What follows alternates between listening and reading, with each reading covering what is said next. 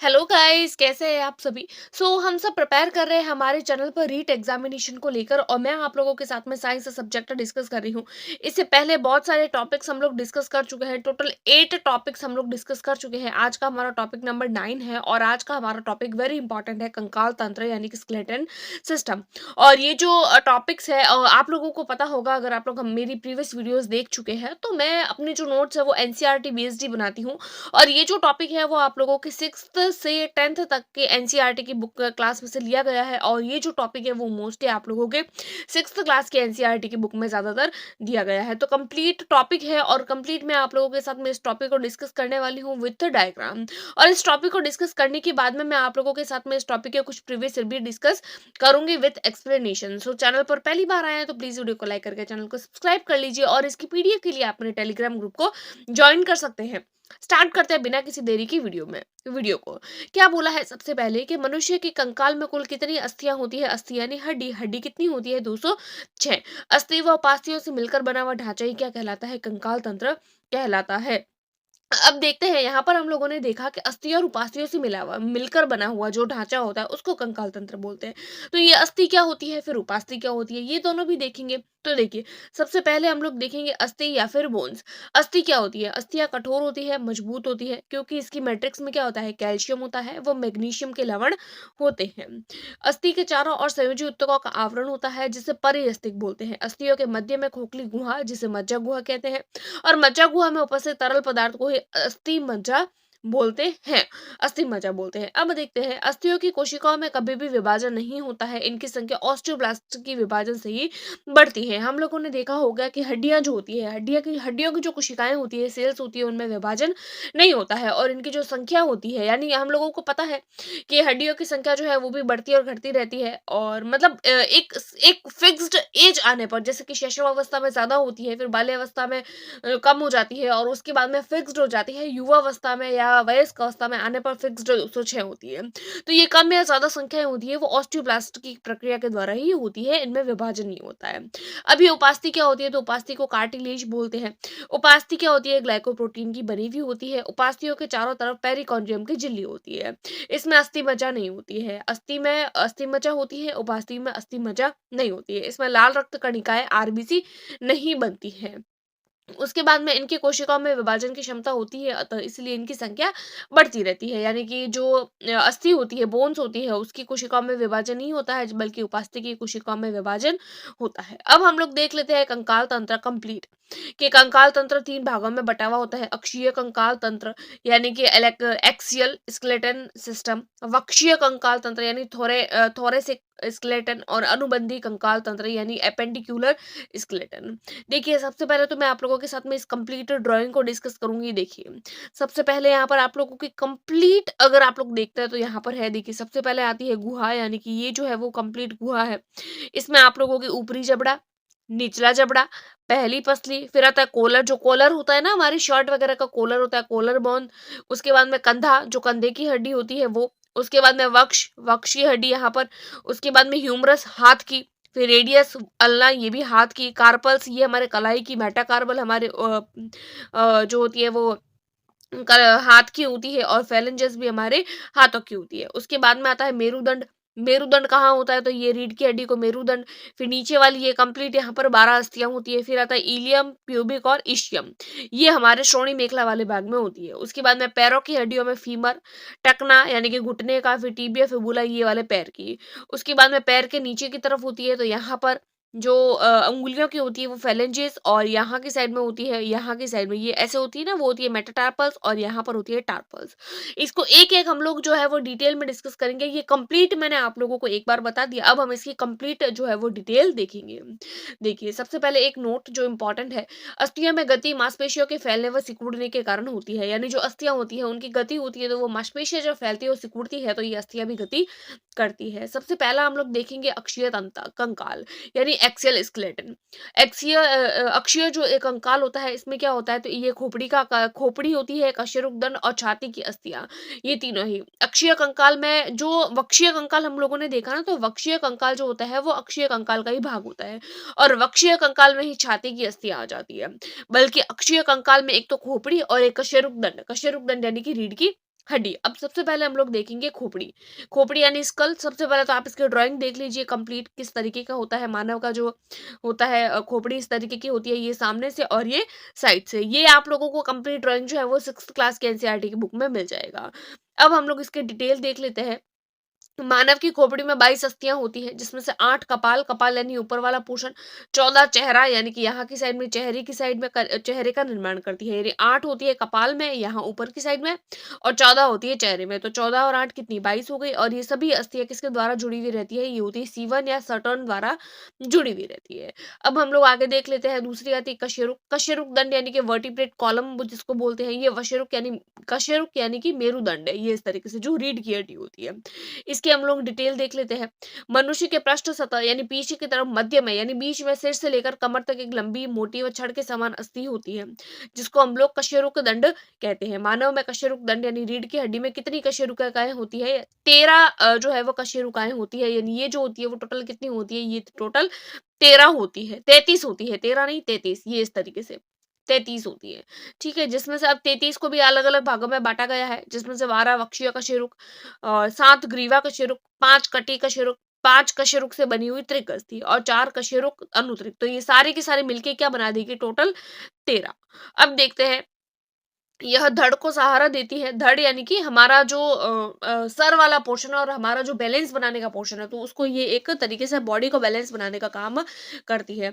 तो ये जो मेरुदंड होती है, रीढ़ की हड्डी होती है, ये हमारी धड़ को सहारा देती है, आपस में स्नायुक द्वारा जुड़ी हुई रहती है। प्रथम कशेरुक होती है, उसको एटलस, और द्वितीय कशेरुक को अक्षीय कशेरुक बोलते हैं। प्रथम यानी कि पहली वाली यहाँ पर और दूसरी वाली नीचे की तरफ। आगे हम लोग देख लेते हैं वक्षीय कंकाल। वक्षीय यानी कि जो हमारे वक्ष की तरफ होता है, तो ये पोर्शन आप लोग देख लीजिए। यहाँ पर टोटल ये, इसको पसली पिंजर भी बोलते हैं। ये किस तरीके से होती है, कितनी होती है, तो 12 जोड़ी होती है। ये जो होती है ना टोटल, ये 12 जोड़ी होती है। यानी 12 यहाँ होती है और 12 जोड़ी होती है, 12 जोड़ी। यानी कि 12 यहाँ होती है, 12 यहाँ पर होती है। टोटल 24 होती है और 12 जोड़ी होती है। और यह हॉकी के स्टिक के समान होती है, यानी इसका जो स्ट्रक्चर होता है वो हॉकी स्टिक के समान होता है। हृदय की, फेफड़े की, श्वास नली, यानी हृदय फेफड़ा सब यही होता है ना, हमारे हृदय फेफड़ा श्वास नली आदि सबकी सुरक्षा करती है। इसमें से पहली 7 होती है वास्तविक, फिर 8वीं 9वीं 10वीं कूट पसलियां, और 11वीं व 12वीं स्वतंत्र होती है। अब हम लोग आगे देख लेते हैं अनुबंधी कंकाल। अनुबंधी कंकाल में क्या क्या आता है, अंश मेखला, जिसको हम लोग हाथ व कंधे की अस्थियां बोलते हैं। श्रोणी मेखला जो जांग से यानी पैरों से जुड़ी हुई होती है, और उसके बाद में आती है हाथ व पैर की अस्थियां। ये जो नाम है ना, अंश मेखला, श्रोणी मेखला, ये याद रखिए। अब देख लेते हैं हाथों की अस्थियां। तो देखिए, हाथ हमारा इस तरीके से होता है। तो किस तरीके से होती है, हाथों में आप लोगों को दिख रहा होगा, इसकी एक डिटेल देख लेते हैं। हाथ में टोटल कितनी होती है, तो 30 होती है। हाथ व कंधे की अस्थियां मिलके ही क्या बनाती है, अंश मेखला।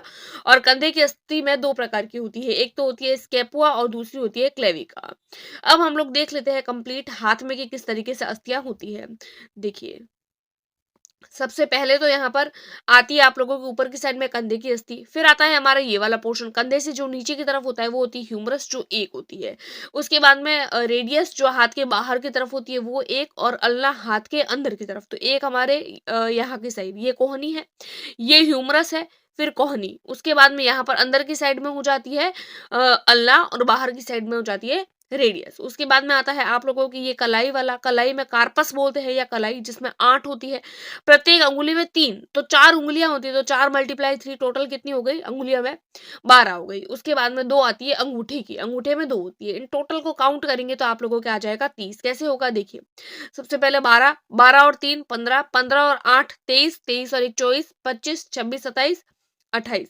देखिए, उसके बाद में हम लोग देख लेते हैं यहाँ पर। देखिए, एक बार वापस देखेंगे हम लोग, यहाँ पर काउंटिंग में गड़बड़ हो गई है।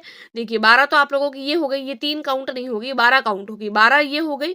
और जो 5 होती है वो हमारे हथेली की होती है। ये जो होती है ना इस तरीके की हथेली, यहाँ पर हथेली की साइड में, जैसे कि यहाँ की साइड में, जैसे आप लोगों के हाथ हो जाता है तो वो उंगलियां आप लोगों के इस तरीके से होती है, और उसके बाद में पहले आती है हथेली। तो ये हथेली हो गई, तो हथेली पे आप लोगों के टोटल 5 होती है। ठीक है, तो देखिए, सबसे पहले ये 30 कैसे हो जाती है, ह्यूमरस की हो गई 1। देखिए, सबसे पहले ये 12, 12 और 8 आप लोगों को हो गया 20, 20 और 1 21, 22 23, ये 24 25 और ये 5 30, टोटल हो जाती है 30। उसके बाद में रेडियस व अल्ना एक दूसरे से जुड़ी हुई नहीं होती है, बल्कि एक दूसरे से स्वतंत्र होती है। फिर देख लेते हैं हम लोग श्रोणि मेखला। श्रोणि मेखला कुछ इस तरीके से होती है, जिसको पैरों की अस्थियाँ, पैरों या फिर कूल्हे की जो अस्थि होती है, जो बैठने वाला पोर्शन होता है वहाँ पर, इनकी संख्या भी टोटल होती है 30। अब श्रोणि मेखला ये कूल्हे की यानी जहाँ पर हम बैठते हैं वो, तो वहाँ पर 3 प्रकार की होती है, एक होता है इलियम, एक होता है इस्चियम और एक होता है हमारे प्यूबिक। सबसे पहले आते हैं फीमर। फीमर जो जांघ की होती है। फिर आता है हमारा घुटना जो पटेला होता है एक। उसके बाद में जो घुटने के नीचे वाला पोर्शन होता है टिबिया, अंदर की तरफ एक, बाहर एक होती है और बाहर की तरफ फिबुला, वो भी एक होती है। फिर आती है टार्पल्स। फिर आती है टार्पस जिसको टकना बोलते हैं, यानी कि जो हमारे पैर हम जिसको मोड़ते हैं, जहां पर हम चप्पल वगैरह जूते वगैरह पहनते हैं, वो जो हमारा मूव करता है वहां पर 7 होती है। और मेटाटार्सल, टार्पल्स, टार्सल्स, तलवा बोलते हैं जिसको, वहां पर 5 होती है। प्रत्येक अंगूठे में 2 होती है और अंगुली में 3 होती है। तो इस तरीके से टोटल मिलाकर यहाँ पर भी हमारे हो जाती है 30। उसके बाद में देख लेते हैं कि एक इंपॉर्टेंट पॉइंट, फीमर यानी कि जांग शरीर की सबसे बड़ी व मजबूत अस्थि होती है, वह सबसे छोटी स्टेपिज या मध्य कर्ण में उपस्थित होती है। तो ये हड्डियां टोटल हम लोगों ने देख ली। अब हम लोग देख रहे हैं संधियां। हमारे शरीर में कुछ संधियां भी होती है। अस्थियों के मिलने का स्थान संधियां, यानी कि जो जॉइंट होता है ना हमारी बॉडी के, जो मूव करते हैं वो अस्थियां, संधियां होती है। संधियां भी 2 प्रकार की होती है, पहली चल और दूसरी अचल। सबसे पहले देखेंगे हम लोग चल। वो संधि जो गतिशील होती है, जिसके विभिन्न दिशाओं में घुमा सकते हैं। जैसे घुटना हो गया तो उसको घुमा सकते हैं, फोल्ड कर सकते हैं घुटने को, गर्दन को घुमा सकते हैं, टखने को घुमा सकते हैं और कोहनी को भी हम लोग घुमा सकते हैं। कोहनी होती है ना हाथ की, जिसको हम लोग मूव करवा सकते हैं। और यहाँ पर सबसे पहली आती है आप लोगों की कंदुक खलिका। अब कंदुक खलिका में क्या हो जाता है, देखिए इस प्रकार की संधि में एक अस्थि का सिरा गेंद की भांति गोल होता है, यानी एक सिरा जो होता है वो गोल होता है और दूसरा प्याले का होता है। यानी एक पोर्शन ऐसे होगा और दूसरा पोर्शन ऐसे गोल होगा। तो ये प्याले के अंदर ये जो गोल है ना वो फिट हो जाता है, राइट। जैसे कि देखिए यहाँ पर ये हो जाता है आप लोगों के प्याले नुमा और ये हो जाता है आप लोगों के गोल। तो ये गोल है वो उस प्याले के अंदर फिट है। गेंद वाला भाग प्याला में स्थित होता है। गेंद वाली अस्थि किसी भी दिशा में घूम सकती है। और जैसे अंश मेखला में हाथ, ह्यूमरस, व श्रोणि मेखला में पैर। और ये जो होती है वो आप लोगों के कंदुक खलिका है। यहाँ पर हम लोग कंप्लीट देख लेते हैं। ये कंदुकखली संधि है, ये श्रोणीय अस्थि है और ये जांघ की अस्थि है और ये कंदुकखली कंप्लीट। ये जो ड्राइंग्स है ना वो आप लोगों की 6th क्लास की एनसीईआरटी की बुक में एकदम अच्छे से दी हुई है।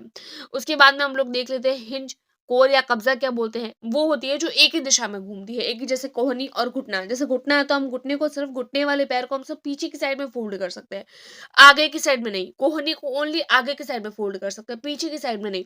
तो वो होती है हिंज कोर। जैसे कि ये घुटना हो गया तो इसको केवल ऐसे ही फोल्ड कर सकते हैं, ऐसे ऊपर ये फोल्ड नहीं होता है, यानी इतना ऊपर ये नहीं आता है। उसके बाद में हम लोग देख लेते हैं धुराग्र संधि, जो एक ही धुरी पर घूमती है, जैसे गर्दन व सिर को जोड़ने वाली। जैसे हमारा ये देखिए, ये हो जाती है हमारी धुराग्र। धुराग्र संधि बोलते हैं, जैसे मूव करती है ना हमारी गर्दन, उस तरीके से। आगे हम लोग देख लेते हैं विसर्पी संधि। रेडियस, अल्ना, टिबिया, फिबुला व टखने के मध्य की संधि को विसर्पी संधि बोलते हैं। ये हो गया हमारा कंप्लीट। अब हम लोग आगे देख लेते हैं अचल संधि क्या होती है। अचल यानी कि जो चल नहीं सकती, फिक्स्ड है, जो अगतिशील होती है। जैसे हमारे खोपड़ी हो गया तो खोपड़ी में हम लोग केवल निचले जबड़े को जो है वो या फिर हमारा जो मुंह होता है, मुंह को ही हम लोग मूवमेंट करा सकते हैं। हमारे और जो फेस होता है उसमें आंखों को ओनली, इनकी हड्डियों वाले पोर्शन को हम जो है वो उसको मूवमेंट नहीं करा सकते। जैसे वक्ष की संधि होती है तो वक्ष कंप्लीट जो है जैसे है वैसे ही रहेगा, उसमें किसी भी तरीके का मूवमेंट नहीं होता है। उसके बाद में हम लोग देख लेते हैं कि जो हड्डियां जितने कठोर नहीं होते हैं उन्हें मोड़ा जा सकता है, उन्हें उपास्थि कहते हैं। उपास्थि किसको बोलते हैं, वे उपास्थि एक तरीके की हड्डियां होती है लेकिन वो कठोर नहीं होती है और उनको हम लोग मोड़ भी सकते हैं। जैसे कान के ऊपरी भाग व कर्णपाली की उपास्थि। जैसे ये आप लोगों के कान के ऊपरी भाग वाली, कान के ऊपरी भाग में ये उपास्थि है और कर्णपाली की, यानी ये इतनी कठोर भी नहीं होती है और इसको हम लोग आराम से जो है वो मोड़ भी सकते हैं। जैसे ऊपर वाले पोर्शन को हम लोग मोड़ सकते हैं, कान के नीचे वाले पोर्शन को भी मोड़ सकते हैं। तो ये हमारी उपास्थियां हैं, यहाँ पर हमारी हड्डी नहीं होती है। उसके बाद में देख लेते हैं कुछ नोट और कुछ इंपॉर्टेंट बात है कि पक्षी जो होते हैं, यानी अब मानव का कंकाल तंत्र तो कंप्लीट हो गया। आई होप आप लोगों को समझ आ गया होगा। जो भी आप लोगों ने अभी देखा है ना वो कंप्लीट नोट्स, एक बार आप लोग इसको जो है वो पीडीएफ को डाउनलोड करके और वहां से एक बार रीड करना। उसके बाद में आप लोग 6th क्लास के एनसीईआरटी की बुक को रीड करना। उसको जरूरत ही नहीं है, एनसीईआरटी की बुक को पढ़ने की जरूरत ही नहीं है, इस नोट्स को देख लेना। आप लोगों के जो है वो ये topic I think so complete हो जाएगा। अब हम लोग देख लेते हैं यहाँ पर हमारे जो अ, अन्य जो जीव-जंतु होते हैं वो किस प्रकार से जो है वो अपना मूवमेंट करते हैं। देखिए, पक्षियों की दृढ़ पेशियाँ होती है, वो हल्की अस्थियाँ होती है, उनको उड़ने में सहायता करती है। तो पक्षी उड़ क्यों पाते हैं? क्योंकि उनकी जो पेशियाँ होती है वो दृढ़ होती है, मजबूत होती है और अस्थियाँ हल्की होती है। मछली का सिर व पूँछ होता है, उसके मध्य भाग की अपेक्षा पतला व नुकीला होता है। हम लोग देखते हैं मछली किस तरीके की होती है, मछली इस तरीके की होती है। तो आगे का पोर्शन पतला होता है, पीछे का पोर्शन भी पतला होता है, बीच वाला पोर्शन मोटा होता है।